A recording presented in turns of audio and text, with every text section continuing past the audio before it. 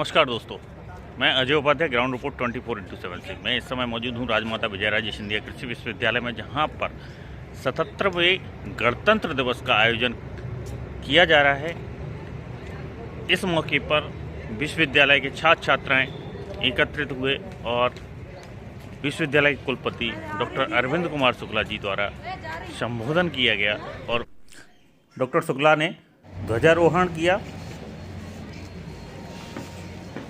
NCC cadet द्वारा उन्हें सलामी दी गई। इसके बाद उन्होंने दंतोपंत ठेंगड़ी सभागार में और वहाँ पे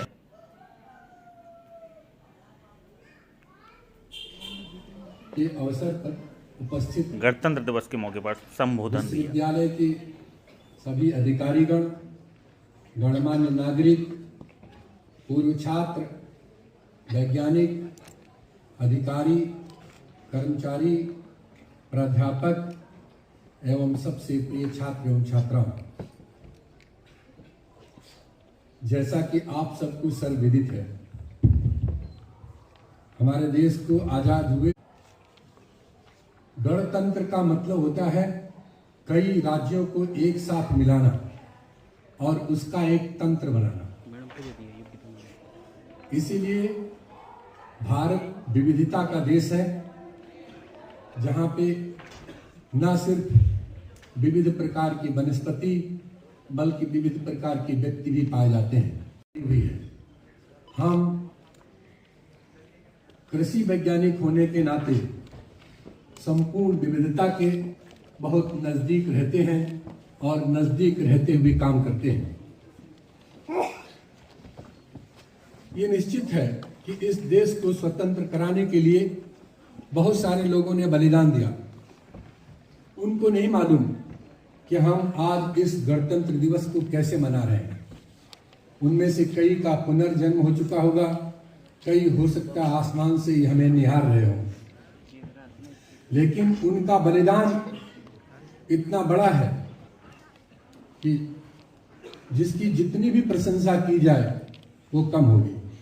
राष्ट्र एक गणतंत्र है, उसी प्रकार से संस्थान में भी कई तंत्र होते हैं और हमारे जो तंत्र हैं संस्थान के, क्योंकि ये कृषि विश्वविद्यालय है, विश्वविद्यालय का मुख्य उद्देश्य होता है क्वालिटी ह्यूमन रिसोर्स डेवलपमेंट करना।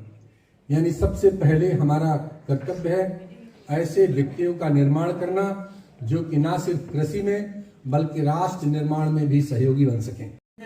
कृषि के वैज्ञानिक हैं, इसलिए हमारा मुख्य दायित्व किसानों के लिए है।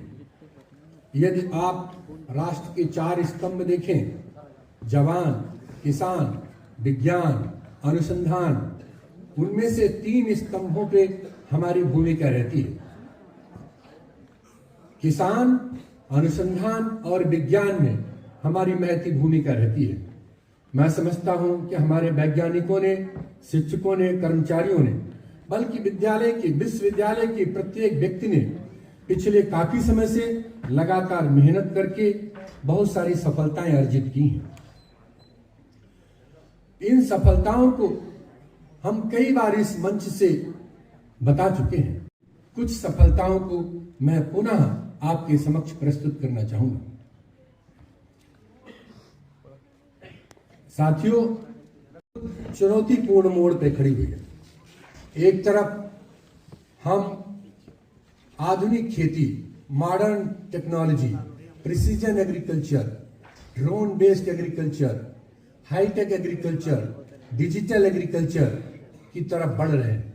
दूसरी ओर हमें अपनी जड़ों से जुड़े रहना है, परंपरागत एग्रीकल्चर को नहीं भूलना है। हमें अपनी परंपराओं को स्थापित करना होगा। उसी कड़ी में परंपरा स्थापित करने में हमारी न सिर्फ शिक्षा बल्कि सांस्कृतिक और सामाजिक दायित्व भी बनते हैं। इस दायित्व को निभाने के लिए यदि आप देखें तो 6वीं डीन कमेटी के अनुसार एक दीक्षारंभ कार्यक्रम शुरू किया गया है, जिसमें न सिर्फ शैक्षणिक बल्कि सांस्कृतिक सामाजिक वातावरण से परिचित कराते हैं और उन्हें विद्यार्थियों को आत्मविश्वास दिलाते हैं कि वो जिस कॉलेज में आ रहे हैं वो उनके हित के लिए काम कर रहा है। जिस विश्वविद्यालय में आ रहे हैं उसमें वो सहज रूप से समायोजित हो सकें। इसके साथ साथ अगर शिक्षा की दृष्टि से देखें तो हमारे विश्वविद्यालय ने काफी अच्छे काम किए हैं। हम तो कह रहे हैं तब तक मत सो जब तक सफलता ना हासिल हो जाए। आपने जिस समुद्र मंथन के बारे में सुना होगा, आज मैं इस पे थोड़ी चर्चा करना चाहता हूं। वो समुद्र मंथन कब हुआ था, कैसे हुआ था, हम में से किसी को ज्ञात नहीं। ये एक पौराणिक कथा है जिसमें यह कहा गया कि एक समुद्र मंथन हुआ था। उस समुद्र मंथन में 14 रत्न निकले थे। परंतु ये कोई साधारण कथा नहीं, बल्कि मनुष्य के अंतर मन में चलने वाला एक मंथन है। आज हर व्यक्ति के अंदर एक समुद्र मंथन चल रहा है। अब हमें जरूरत पड़ती है इस मंथन होगा कैसे? तो मंथन के लिए एक हमें समुद्र की जरूरत है। हमारी आत्मा और आत्मा पे चढ़ी हुई 4 परतें, मन, बुद्धि, चित्त, अहंकार, ये समुद्र है। और मंथन के लिए समुद्र ही काफी नहीं है, हमें एक मंदराचल पर्वत की जरूरत है। तो वो हमारी जो दृढ़ संकल्पता, साधना, वो मंदराचल पर्वत के रूप में विद्यमान है। ऐसे में सिर्फ इससे मंथन नहीं होगा, अर्थात हमें वासुकी की जरूरत है। वासुकी नाग, यानी कि एक तरफ प्राण शक्ति, दूसरी तरफ वासनाएं। तो जब प्राण शक्ति और वासनाओं में अंतर द्वंद्व होता है तो समुद्र मंथन होता है। और उस मंथन से जो निकलता है सबसे पहले वो होता है विष, जहर। आप सोचिए, सबसे पहला मंथन करते हैं तो हमें जहर प्राप्त होता है। जहर का मतलब है कष्ट, अपमान, भ्रम, भ्रांति। ये सब तब मिलते हैं जब हमें अहंकार, बोध, भय, पीड़ा, ये सब का बोध नहीं होता है। जब हम इनका बोध कर लेते हैं, ये हमारे अंदर आ जाते हैं, तो उस समय ये जहर जो विष है वो बाहर निकल के आ जाता है। लेकिन पहला तत्व है जहर, यानी हलाहल विष, यानी दुख, हानि, अपमान। पर उसके तुरंत बाद ये घड़ी कड़वी है। इसको जैसे ही जहर को आप पीते हैं तो अत्यंत अगली घड़ी में कामधेनु प्राप्त होती है। कामधेनु का मतलब है आपके आधार की खोज, यानी जीवन की खोज। जीवन को चलने के लिए हमें रोटी, कपड़ा और मकान चाहिए, सिर्फ रोटी, कपड़ा और मकान। जैसे ही आदमी को ये मूल जरूरतें पूर्ण होती हैं, वो दिव्य गति से चलने लगता है। दिव्य गति से चलने के लिए हमें उच्चय श्रवा, यानी एक अश्व की जरूरत होती है, जिससे कि भारी गति से हम आगे निकल सकें। लेकिन कभी कभी गति इतनी ज्यादा हो जाती है कि हम कहीं गिरने का खतरा रहता है। इसलिए हमें स्थिरता भी चाहिए। इसलिए जो चौथे नंबर पे निकला वो ऐरावत हाथी था। इसने हमें स्थिरता यानी शक्ति प्रदान करता है। जैसे ही भी हमें शक्ति मिल जाती है, स्थिरता आ जाती है, तो कौस्तुभ मणि अपने आप मिल जाती है। कौस्तुभ मणि का मतलब है स्व मूल्य बोध, अपनी पहचान करना, मैं कौन हूं, अपनी पहचान करना। जब उद्दालक का पुत्र श्वेतकेतु पूरी शिक्षा ग्रहण करके आया और उसने कहा, पिताजी मैंने सारे वेदों का अध्ययन कर लिया है, अब मुझे किसी चीज की जरूरत नहीं है। तो उन्होंने पूछा, क्या आप उन वेदों से जान पाए हैं कि आप कौन हैं? तो उसने कहा, नहीं, मैं नहीं जान पाया हूं। तो उन्होंने कहा, आप वेदों के ऊपर सिर्फ साधारण साधना से ये जानिए आप कौन हैं। आप कौन हैं, इसके लिए मैं आपको एक कहानी सुनाता हूं। एक बार एक राजा के यहां उसमें एक राजकुमारी को पटना से आना था। राजकुमारी किसी कारणवश नहीं आ पाई। फंक्शन तो होना ही था। तो उस समय वो फंक्शन पूरा हुआ किसी तरीके से, और फंक्शन पूरा होने के बाद में वो जो राजकुमारी बना उसका रहस्य यहां छुपा हुआ है।